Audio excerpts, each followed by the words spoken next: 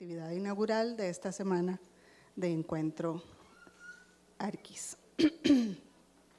A mí me van a disculpar, pero parece que hay una tos que no se quiere ir y entonces estoy un poco ronca y un poco mal. Pero eso no me va a inhibir a presentar al panel de hoy, que la verdad es que es de lujo.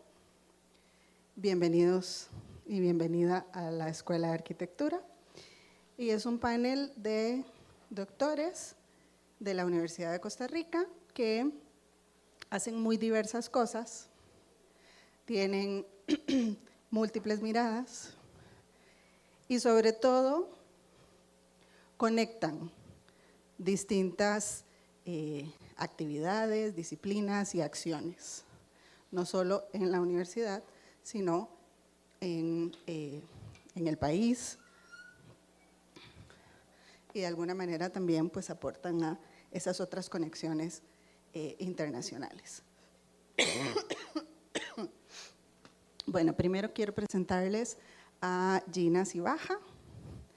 Gina es bachiller en Ciencias Políticas, máster en Ciencias Políticas por la Universidad, es bachiller de Ciencias Políticas por la UCR, máster de Ciencias Políticas por el programa IEAL de la Sorbona y doctora en Ciencias Sociales por Flaxo. Las áreas de especialidad de Gina son las técnicas cualitativas de investigación, el análisis político cuantitativo y la comunicación política. No tengo más que decir que Gina es investigadora y es docente en la Escuela de Ciencias Políticas y tiene proyectos en los que ha participado, temas diversos respecto de imaginarios políticos, pero también de agendas políticas de las mujeres parlamentarias en Centroamérica, así como técnicas cualitativas de investigaciones aplicadas en ciencias políticas. Luego tenemos al doctor Francisco Siles Canales.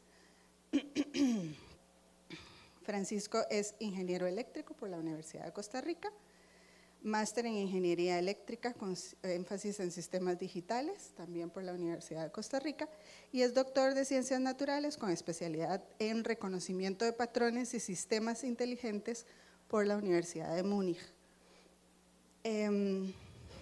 Es el coordinador del PRISLab, de lo que nos va a hablar hoy, y también es coordinador de diversas redes, como la red de investigación biocomputacional y de computación científica, así como docente de la Escuela de Ingeniería Eléctrica de esta facultad. Y el doctor Leonardo Garnier Rímolo, que me imagino que todos reconocen, no como docente universitario, sino como ministro de Educación, que es el marco de tiempo de referencia de la mayoría de los estudiantes aquí. Pero también el doctor Garnier ha sido ministro de Planificación Nacional y Política, de Planificación Nacional y Política Económica en el gobierno del 94 al 98, así como asesor y viceministro de Planificación durante el periodo 86-90. El doctor Leonardo Garnier es catedrático de la Universidad de Costa Rica y es docente e investigador de la Escuela de Economía y del Instituto de Investigaciones en Ciencias Económicas. Sin más presentación, yo creo que le dejo el escenario a Gina para que nos haga una reflexión. La idea de hoy es que nos presenten sus distintos puntos de vista. Gina va a hablar sobre el tema de política en la arquitectura y creo que también querías hablar un poco sobre la ciudad como un tema político. Francisco, como les dije, nos va a presentar este ejercicio que casi toca la transdisciplinariedad, que es el PRISLab, que no voy a explicar más porque Francisco lo va a explicar. Y don Leonardo le pedimos que desde su experiencia con estas conexiones hacia la toma de decisiones de gobierno central, pero como docente que siempre ha sido, pues nos haga una reflexión al respecto. Así que, nada, muchas gracias por estar aquí, muchas gracias por su tiempo y estamos atentos. Bueno, pero me quedo aquí, no me pongo en escena. Muy buenas tardes, muchísimas gracias a la señora directora Surá Sasa por esta invitación. Siempre es un gusto participar de espacios interdisciplinarios.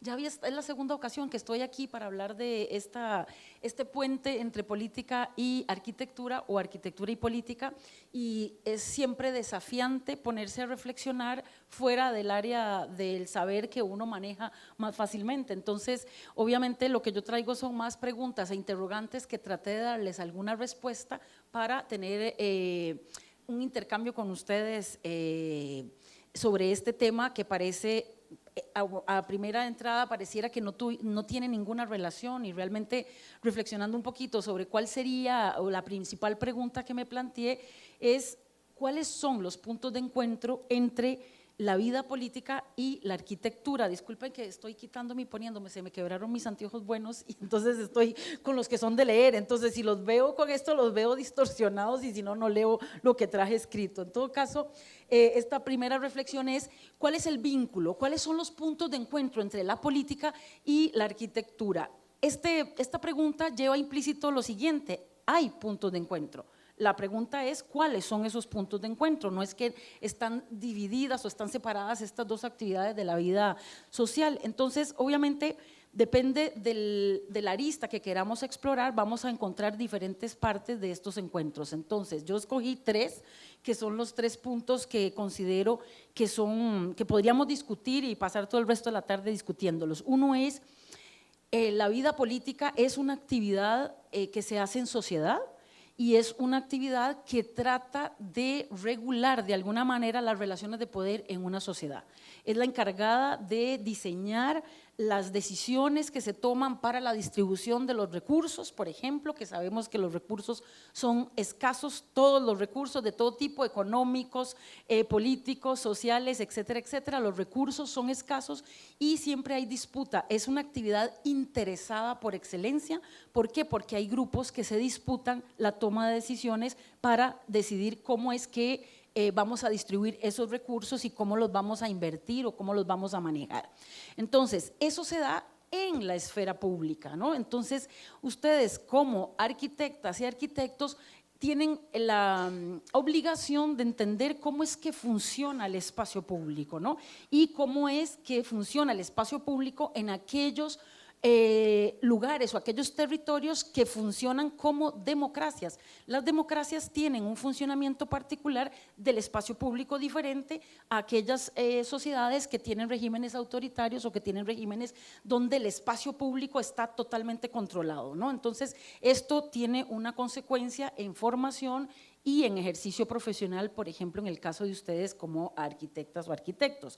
El otro punto de encuentro que ahorita les desarrollo un poquito es la necesidad que tenemos de seguridad versus el confort o el bienestar de las personas que habitamos una ciudad o que habitamos una casa o que habitamos o que transitamos dentro de un espacio determinado.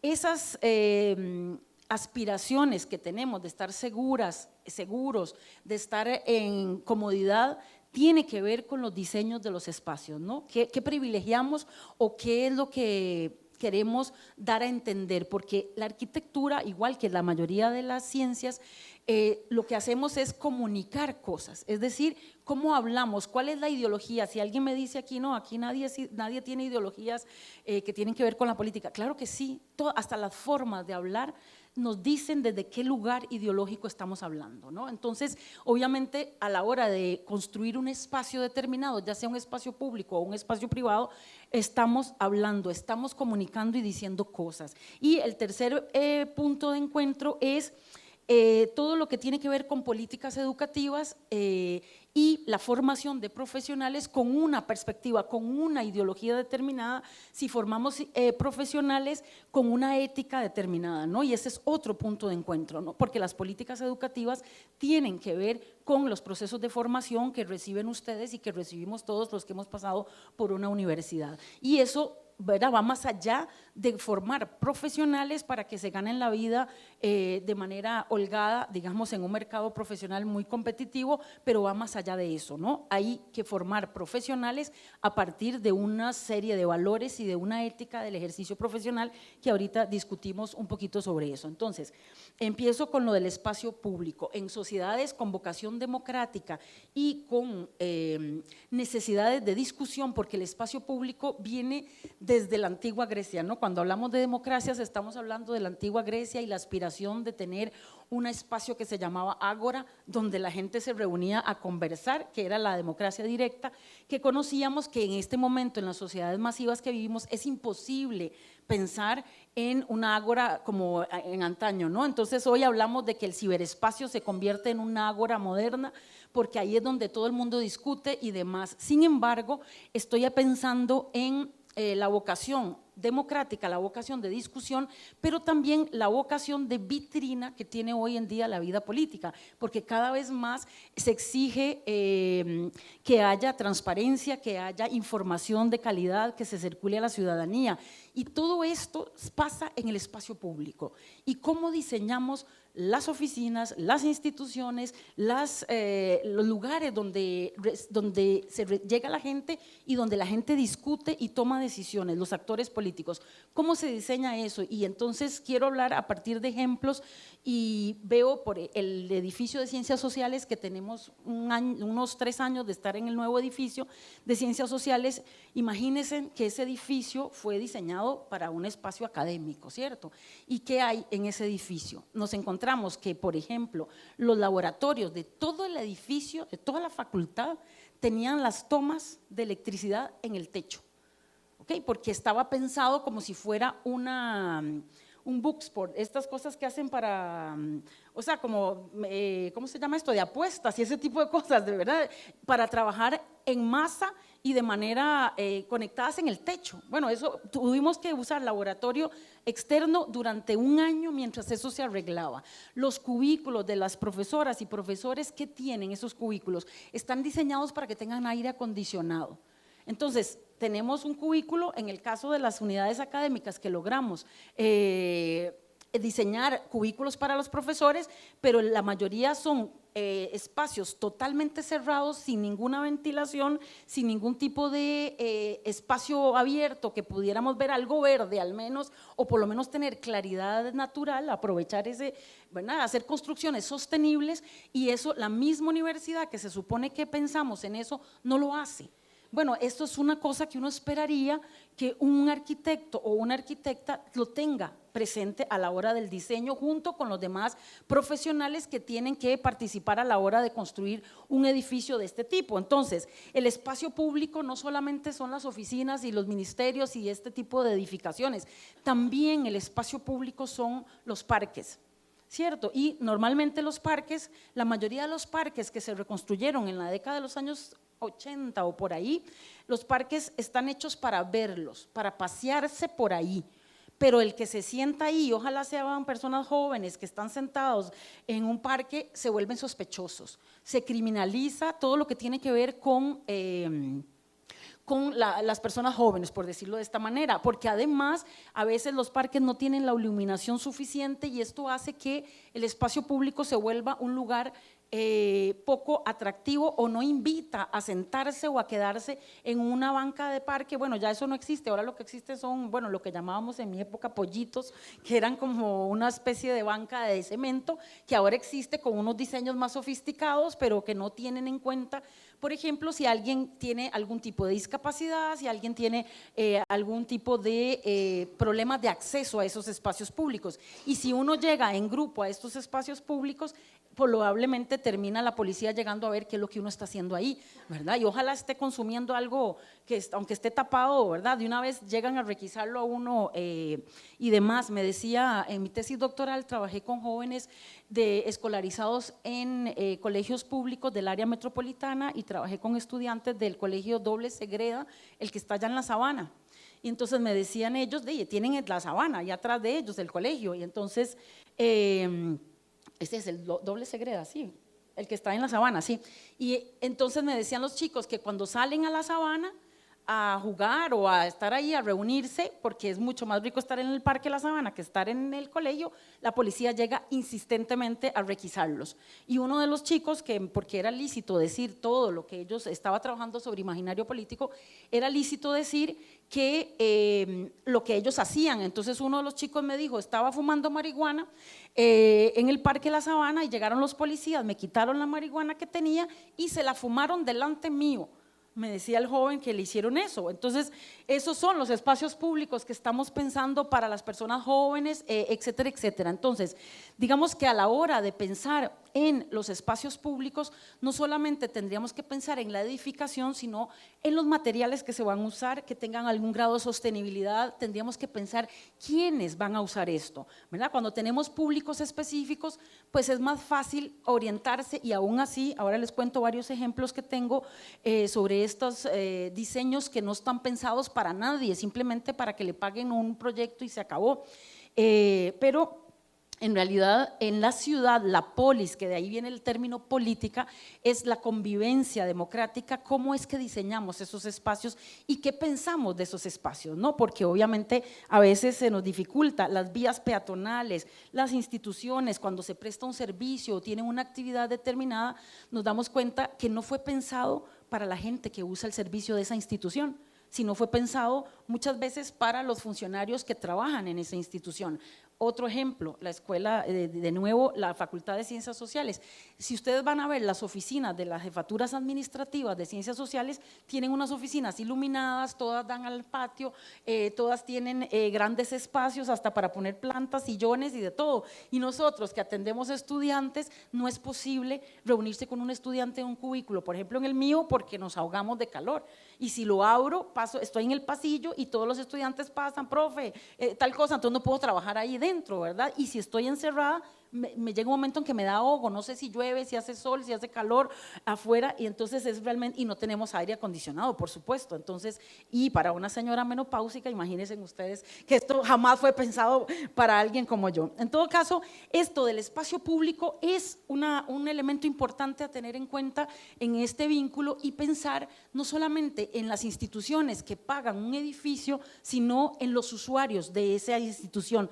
¿Quiénes son? Que somos al final todas y todos nosotros, ¿no? Y que no todas ni todos somos tan jóvenes como ustedes, no todas y todos tenemos la posibilidad de andar en carro, no todas y todos tenemos la posibilidad de, ¿verdad? O que no tenemos hijos, o que no tenemos una discapacidad, etcétera, etcétera. Entonces, siempre pensar en la ciudadanía, porque en última instancia todo lo que hacemos en términos profesionales es para mejorar la calidad de vida de una sociedad.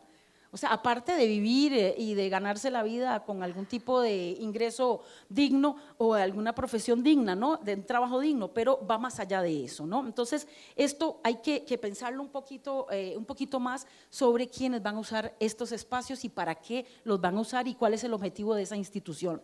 El otro punto tiene que ver con seguridad versus bienestar y comodidad, ¿verdad? Vemos lugares que están diseñados como si fueran cárceles, ¿verdad? Y no invitan a compartir. Esto genera una gran desconfianza en la ciudadanía.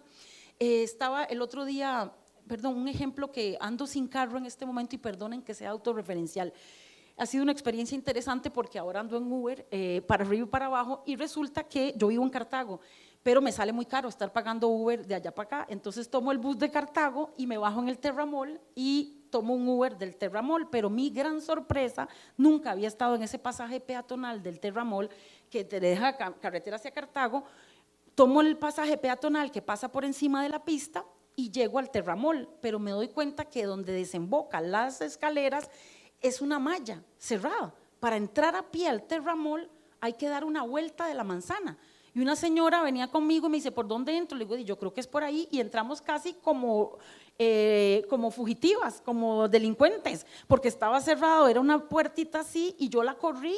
Vinieron los guardas a ver qué era lo que yo estaba haciendo, porque obviamente no me cabía el salveque donde andaba todos los chunches que uno anda, ¿verdad? Bueno, entonces yo dije, esto está pensado para los peatones en principio, pero no es cierto, esto está puesto ahí porque probablemente las reglas de construcción dicen que tiene que estar ahí para que la gente pueda pasar, pero en realidad nunca fue pensado de que cuando bajas esas gradas y llegas ahí, y ojalá sea de noche, te llegas a un muro, y realmente es algo, es como una trampa, y más cuando una es mujer y siente una cierta inseguridad porque estás como a la intemperie, y ojalá ver la iluminación, ni iluminación tiene. Entonces estas cosas yo creo que son parte de la sensibilidad de la formación de un profesional o de una profesional. Les decía sobre la seguridad y el bienestar. Esto de pensar los espacios en donde nos sintamos seguras y seguros, porque la seguridad para las mujeres en el espacio público es distinto que para los hombres. Y ponía un ejemplo, a alguien le puede parecer una acera divina poner estos zacatebloc que llaman.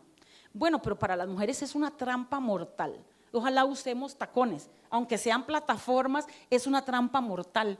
Para las mujeres es más importante que haya una buena iluminación y una acera lisa, igual que una persona con algún grado de discapacidad, de movilidad y demás, obviamente no va a poder pasar por ahí, ¿verdad? Entonces, no pensamos en eso. Y uno de los ejemplos que tengo, que una vez me impresionó aquí en el mall, en el Outlet Mall, resulta que recién hecho estaba ese outlet. Voy al ascensor y veo que tiene el braille para indicar que en qué piso estás, arriba, al lado de la pantalla donde marca en qué piso estás electrónicamente. Ahí tenía la señal de braille para las personas ciegas. ¿Cómo van a llegar ahí? Para tocar ahí a ver en qué piso están. Lo pusieron arriba, pegado. Yo dije, ¿seré yo que estoy loca? ¿Verdad? Le tomé fotos y todo porque dije, esto no puede ser. Bueno, eso fue un zafis, alguien que ni sabía qué era esa placa, que puso ahí. No había ningún profesional que se diera cuenta de la tontera que estaban haciendo y el desperdicio de recursos que esto significaba. Entonces, esto es una cosa que hay que reflexionar. Esto sigue siendo políticas de convivencia social básicas que tenemos que tener en cuenta a la hora de diseñar estos espacios, tanto públicos como privados o comerciales, ¿no? Otra contribución que se puede hacer es, por ejemplo, cuando se están diseñando espacios públicos, me decía una colega que acaba de dar a luz una niña que vino aquí a la universidad y resulta que, no, fue a trabajar a su oficina y ella tenía que sacarse la leche porque obviamente esto pasa a las mujeres, resulta que eso pasa a las mujeres, ¿verdad? Que hay que sacarse la leche. Y le dijeron, su jefa le dijo, vaya al baño a sacarse la leche. Y ella, ¿verdad?, estaba muy molesta y yo le dije, entiende que es que la gente no tiene esa sensibilidad. Me dice, ¿acaso uno prepara la comida en los baños? Nadie prepara comida en los baños. Necesito un espacio donde preparar la comida de mi hija, que la tengo que meter en una refrigeradora. Hasta ahora, hace poco, hace unas semanas, es que en ciencias sociales, por ejemplo, se hizo una sala de lactancia. O sea, teniendo esa agenda pendiente desde hace rato. Bueno, este tipo de cosas podrían contribuir a una convivencia distinta si ustedes sugieren, por ejemplo, en caso de que la persona que contrate a hacer el diseño no tenga esto en cuenta, en caso de que tengan que diseñar un espacio para una institución o un espacio donde hay, ¿verdad?, porque en todos lados estamos las mujeres, ¿verdad?, y en edad reproductiva que tienen hijos y que tienen este tipo de problemas. Esto es solo un ejemplo, no estoy diciendo que esto tiene que aparecer, es un ejemplo más de las cosas que ve uno así de primera entrada y que no se ha puesto a pensar de a quién se le ocurre hacer esas cosas, o a las chicas que vamos al baño, las chicas nos viene la regla, ¿verdad? Y entonces resulta que para ir al baño uno no puede ir al baño con el cótex o el tampón en una bolsa y el papel higiénico y en otro lado. No, uno necesita llevar el bolso. Y llegamos a los baños, ¿y qué pasa en los baños? Aquí en la universidad no hay donde colgar el bolso. Entonces lo tenés que poner en el suelo, donde hay orines, donde hay, o sea, es una locura, y después ese mismo bolso llega a la mesa donde vamos a comer porque no hay donde ponerlo, ¿verdad? Entonces, este tipo de detalles hacen la diferencia en un profesional o una profesional, porque no necesito ser mujer para poder entender este tipo de cosas de las cuales tenemos que padecer. No necesito tener una discapacidad para entender que hay personas que no pueden entrar. Esos pupitres son un atentado, ¿verdad? Que no cabe uno, y cuando uno está medio repolla, como en mi caso, ¿verdad? Queda uno ahí pegado. Es un atentado, es una cosa realmente alucinante el diseño que se hace de los espacios y de cómo comunicamos. Otro elemento que hay en comunicación se llama la proxémica, y es que las distancias, cuando hablamos o cuando discutimos, es cultural. Digamos, en algunas culturas esa distancia es mayor que en otras culturas puede ser más cerca. En todo caso, ese tipo de estructuras donde está uno en un pedestal, en un podio, por eso yo detesto los podios y esta cosa que está como en alto. ¿Qué está diciendo eso? Cuando diseñamos unos espacios de este tipo, estamos diciendo estoy en posición de autoridad. De hecho que ya la tengo porque tengo un micrófono, ¿verdad? Y porque se me presenta con bombos y platillos, ¿verdad?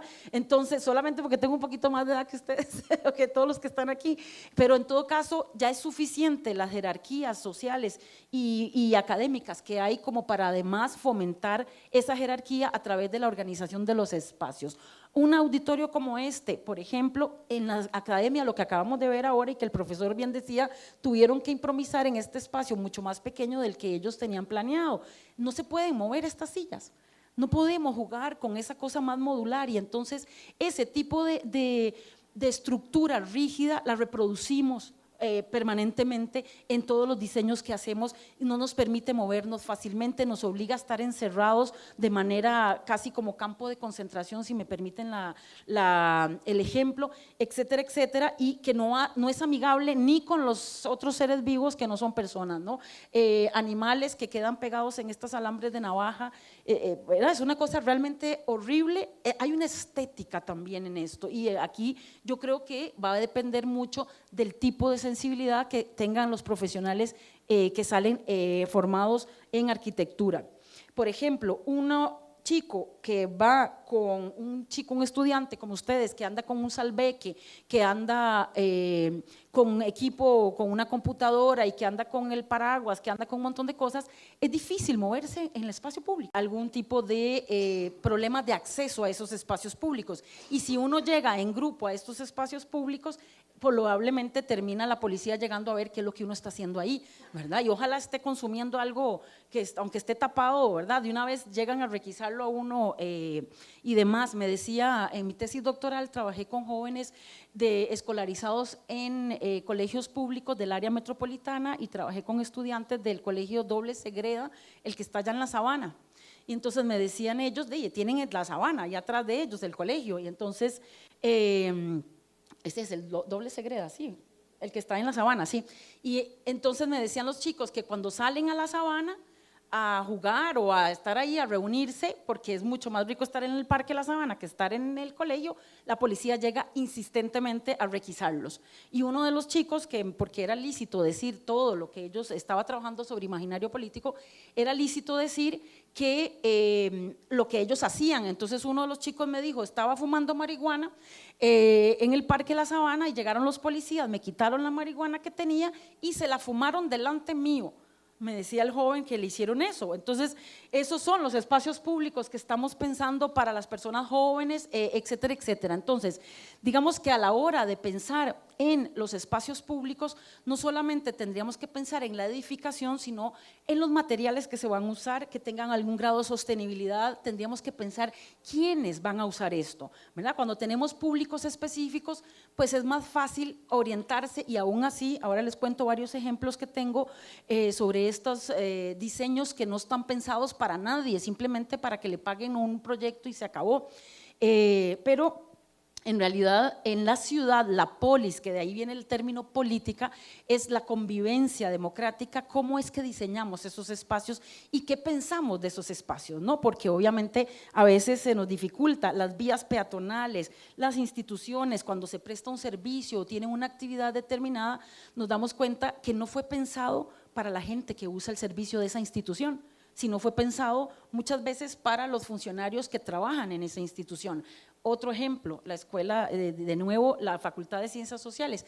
Si ustedes van a ver las oficinas de las jefaturas administrativas de Ciencias Sociales, tienen unas oficinas iluminadas, todas dan al patio, todas tienen grandes espacios hasta para poner plantas, sillones y de todo. Y nosotros que atendemos estudiantes, no es posible reunirse con un estudiante en un cubículo, por ejemplo en el mío, porque nos ahogamos de calor.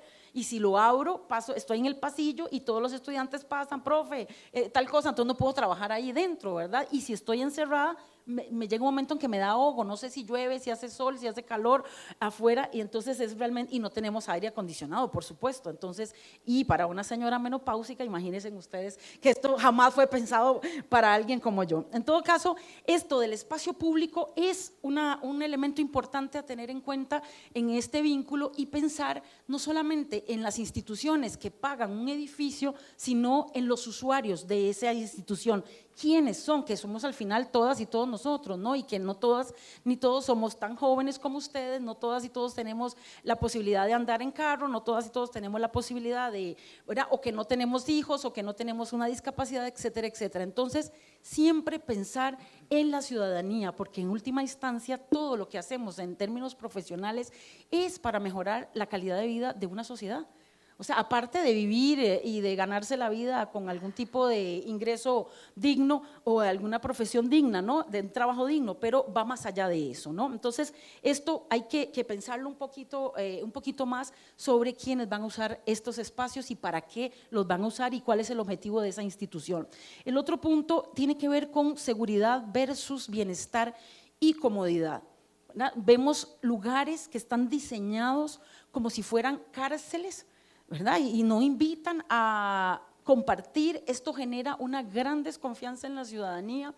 Estaba el otro día, un ejemplo, que ando sin carro en este momento, y perdonen que sea autorreferencial. Ha sido una experiencia interesante porque ahora ando en Uber para arriba y para abajo, y resulta que yo vivo en Cartago, pero me sale muy caro estar pagando Uber de allá para acá. Entonces tomo el bus de Cartago y me bajo en el Terramol y tomo un Uber del Terramol, pero mi gran sorpresa, nunca había estado en ese pasaje peatonal del Terramol que te deja carretera hacia Cartago. Tomo el pasaje peatonal que pasa por encima de la pista y llego al Terramol, pero me doy cuenta que donde desembocan las escaleras es una malla cerrada. Para entrar a pie al Terramol hay que dar una vuelta de la manzana. Y una señora venía conmigo y me dice, ¿por dónde entro? Le digo, yo creo que es por ahí, y entramos casi como fugitivas, como delincuentes, porque estaba cerrado, era una puertita así, y yo la corrí. Vinieron los guardas a ver qué era lo que yo estaba haciendo, porque obviamente no me cabía el salveque donde andaba todos los chunches que uno anda, ¿verdad? Bueno, entonces yo dije, esto está pensado para los peatones en principio, pero no es cierto. Esto está puesto ahí porque probablemente las reglas de construcción dicen que tiene que estar ahí para que la gente pueda pasar, pero en realidad nunca fue pensado de que cuando bajas esas gradas y llegas ahí, y ojalá sea de noche, llegas a un muro, y realmente es como una trampa, y más cuando una es mujer y siente una cierta inseguridad porque estás como a la intemperie, y ojalá ver la iluminación, ni iluminación tiene. Entonces, estas cosas yo creo que son parte de la sensibilidad de la formación de un profesional o de una profesional. Les decía sobre la seguridad y el bienestar. Esto de pensar los espacios en donde nos sintamos seguras y seguros, porque la seguridad para las mujeres en el espacio público es distinto que para los hombres. Y ponía un ejemplo: a alguien le puede parecer una acera divina poner estos zacatebloc que llaman. Bueno, pero para las mujeres es una trampa mortal. Ojalá usemos tacones, aunque sean plataformas, es una trampa mortal. Para las mujeres es más importante que haya una buena iluminación y una acera lisa, igual que una persona con algún grado de discapacidad, de movilidad y demás, obviamente no va a poder pasar por ahí, ¿verdad? Entonces, no pensamos en eso. Y uno de los ejemplos que tengo, que una vez me impresionó aquí en el mall, en el Outlet Mall, resulta que recién hecho estaba ese outlet.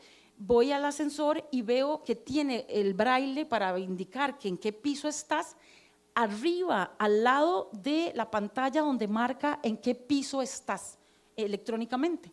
Ahí tenía la señal de braille para las personas ciegas. ¿Cómo van a llegar ahí? Para tocar ahí a ver en qué piso están. Lo pusieron arriba. pegado. Y yo dije, ¿seré yo que estoy loca? ¿Verdad? Le tomé fotos y todo porque dije, esto no puede ser. Bueno, eso fue un zafis, alguien que ni sabía qué era esa placa que puso ahí.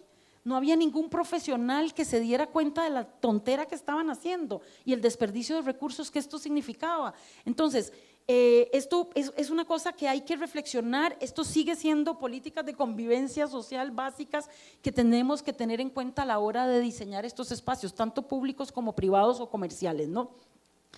Otra contribución que se puede hacer es, por ejemplo, cuando se están diseñando espacios públicos, me decía una colega que acaba de dar a luz una niña que vino aquí a la universidad y resulta que, no, fue a trabajar a su oficina y ella tenía que sacarse la leche porque obviamente esto pasa a las mujeres, resulta que eso pasa a las mujeres, ¿verdad? Que hay que sacarse la leche.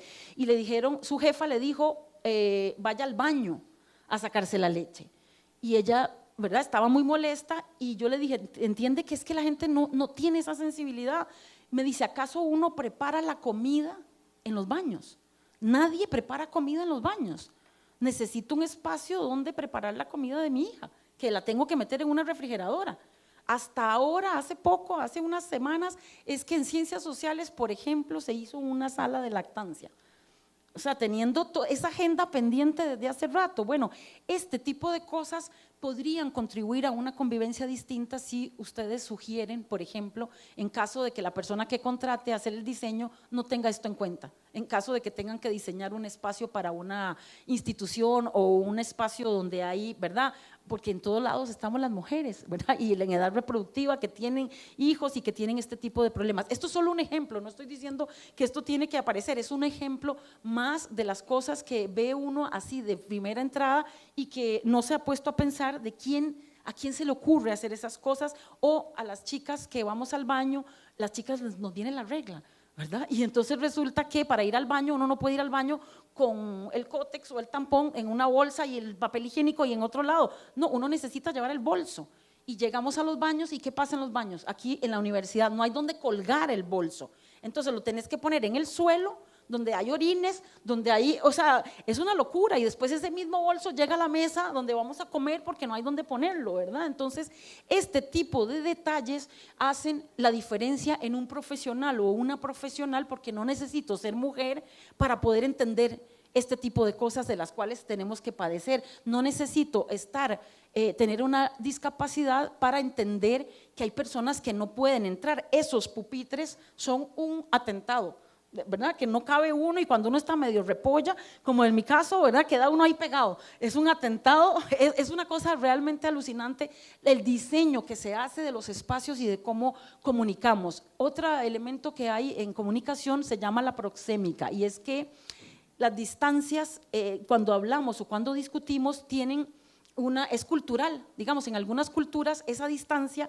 es mayor que en otras culturas puede ser más cerca. En todo caso, ese tipo de estructuras donde está uno en un pedestal, en un podio, por eso yo detesto los podios y esta cosa que está como en alto. ¿Qué está diciendo eso? Cuando diseñamos unos espacios de este tipo, estamos diciendo estoy en posición de autoridad. De hecho que ya la tengo porque tengo un micrófono, ¿verdad? Y porque se me presenta con bombos y platillos, ¿verdad? Entonces, solamente porque tengo un poquito más de edad que ustedes, o que todos los que están aquí, pero en todo caso ya es suficiente las jerarquías sociales y académicas que hay como para además fomentar esa jerarquía a través de la organización de los espacios. Un auditorio como este, por ejemplo, en la academia, lo que acabamos de ver ahora y que el profesor bien decía, tuvieron que improvisar en este espacio mucho más pequeño del que ellos tenían planeado. No se pueden mover estas sillas, no podemos jugar con esa cosa más modular y entonces ese tipo de estructura rígida la reproducimos permanentemente en todos los diseños que hacemos y no nos permite movernos fácilmente, nos obliga a estar encerrados de manera casi como campo de concentración, si me permiten el ejemplo, etcétera, etcétera, y que no es amigable ni con los otros seres vivos que no son personas, ¿no? Animales que quedan pegados en estos alambres de navaja, es una cosa realmente horrible. Hay una estética también en esto y aquí yo creo que va a depender mucho del tipo de sensibilidad que tengan los profesionales que salen formados en arquitectura. Por ejemplo, uno chico que va con un estudiante como ustedes, que anda con un salveque, que anda con equipo, con una computadora y que anda con el paraguas, que anda con un montón de cosas, es difícil moverse en el espacio público, ¿verdad? En los buses, en las paradas de buses hay campos, en los cines hay campos que son realmente para personas realmente de una talla distinta a la que tenemos y así fomentamos aumentar los niveles de vida de la población, ya están más grandes, somos más altos, somos más repollitos y entonces ¿qué pasa? Cuando ya tenemos cierta edad empezamos a tener problemas para pasar, por ejemplo, en medio de los espacios que hay entre las sillas, por ejemplo. Todo esto tiene que ver con una concepción del espacio, de cómo lo manejamos, cómo lo gestionamos. Otro de los elementos importantes que quería compartirles es que hay no recuerdo en qué país del norte, de los nórdicos, no sé si es Dinamarca o Noruega, aprobaron una legislación que les permite a los doctores y a las doctoras recetar o prescribir tiempo libre, tiempo en el espacio libre, o sea, en espacio abierto, en lugar de darte un medicamento. Entonces, digamos, yo estoy muy estresada y el doctor me puede recetar pasar media hora diaria en un espacio verde. Esto es algo terapéutico, no tengo que tomar ningún químico y esto produce un gran bienestar a las personas. Bueno, imaginemos con toda la riqueza del ambiente que tenemos y que además hacer arquitectura sostenible con materiales sostenibles podría ser algo gratuito, que lo tenemos ahí, cómo diseñamos la ventilación de un espacio, cómo diseñamos la luminosidad natural para poder aprovechar al máximo la luz que tenemos, que además durante todo el año tenemos por lo general la misma luz a los mismos horarios, ¿verdad? Entonces, no tenemos climas tan fríos como para tener que estar herméticamente cerrados o aún así aprovechar la luminosidad. Esto yo creo que es una cosa que nos permite bienestar, comodidad en espacios seguros. No tenemos por qué cerrar y tapar todo para sentirnos seguros o seguras dentro de un espacio privado, por ejemplo, una casa y demás. Otra de las cosas, cuando vemos, por ejemplo, los moles, ¿cómo están diseñados los moles? Están diseñados para que compres, no para que salgas a pasear y que veas cómo funciona. No hay un solo espacio para sentarse a comerse un helado, porque tal vez no tengo plata para ir a comprar o meterme al cine porque tengo 2, 3 hijos y esto es o sea, no sé si ustedes tienen claro lo que vale un cine con palomitas para una familia de 4 personas. O sea, es una locura. Me decía uno de los muchachos del Uber que hubo un partido de fútbol y me decía, bueno, es que no hay nadie en el estadio. ¿Por qué? Porque una salida al estadio con la señora, dice, me costaría casi más de 30,000 colones pagando, no sé, 10,000 de entrada. Entonces, los moles son a veces centros o lugares donde la gente va a distraerse, pero no puedes. Y si te sientas en una grada a comerte un helado, ¿qué pasa? Los guardas vienen y te dicen, váyase, ¿verdad? Entonces, esto son cosas que se pueden negociar. Yo sé que uno cuando lo contratan para hacer algo, uno puede poner algunos criterios o dar algunas ideas que podrían modificar el manejo y el diseño de ese espacio público, ¿no? Entonces pensaba que se me ocurre una cosa como narrativa cívica, digamos, es que he estado trabajando sobre narrativas políticas, nuevas narrativas políticas, hablando de los memes y de los fake news, pero en este caso estoy pensando en unas estructuras o infraestructuras que permitan leer u observar una narrativa cívica. Estoy diseñando casas, edificios, oficinas para que la gente esté cómoda, segura y pueda recibir un servicio o una atención adecuada de acuerdo a las necesidades de una población altamente diversa, altamente desigual en una sociedad como la nuestra. Entonces, tal vez desde la arquitectura y el ejercicio profesional esto podría contribuir muchísimo a cambiar esta narrativa cívica de construir espacios que permitan la discusión, que permitan el acceso a la información, que tengan rótulos, que tengan cosas que sean atractivas a las personas y de fácil acceso, porque obviamente no diseñamos espacios para que el cliente quede satisfecho, sino que la sociedad también debería de estar satisfecha con cualquier espacio que se diseñe. También la estética que tienen las casas muchas veces pareciera con el afán de estar seguros, pareciera que es una casa que no invita a conocer, porque la gente no quiere que se le vea lo que está pasando adentro, pero en todo caso yo creo que esta disputa entre seguridad y comodidad y confort podría ser fácilmente discutida con los diferentes proyectos que ustedes tengan